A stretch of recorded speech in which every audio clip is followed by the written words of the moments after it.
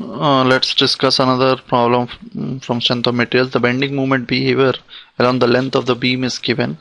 It's a polynomial expression and the maximum bending moment is asked. Here strictly I don't think you require a strength of materials fundamentals. You have a function which is given as 12x minus 3x square, and it is asked at what is the maximum value of this function. So what we do, we take the first derivative, set it to 0, get the value of the variable, then substitute in the second derivative. The second derivative is negative, that means at that value of where we got the first derivative as 0, at that value the bending moment is maximum. The function is maximum if you get the second derivative negative.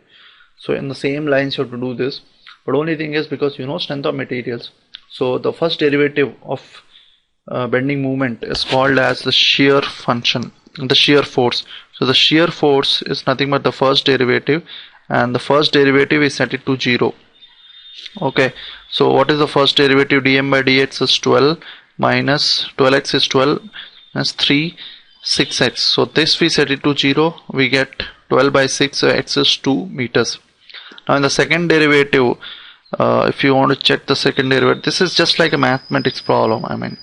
Okay, and also you remember that when you have studied strength of materials, you would have seen that wherever your shear force is 0, there you can have bending moment max or min, right?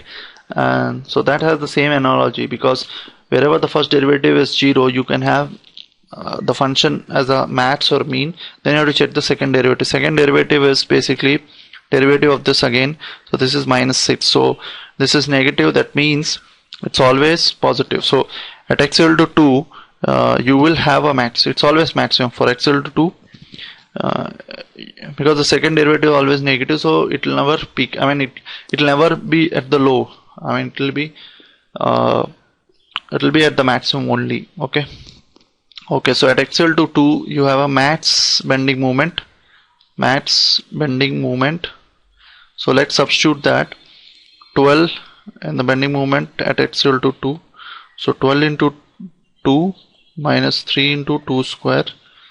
So this is 24 minus 12, which is nothing but 12 kilonewton meter. So answer is 12. Thank you.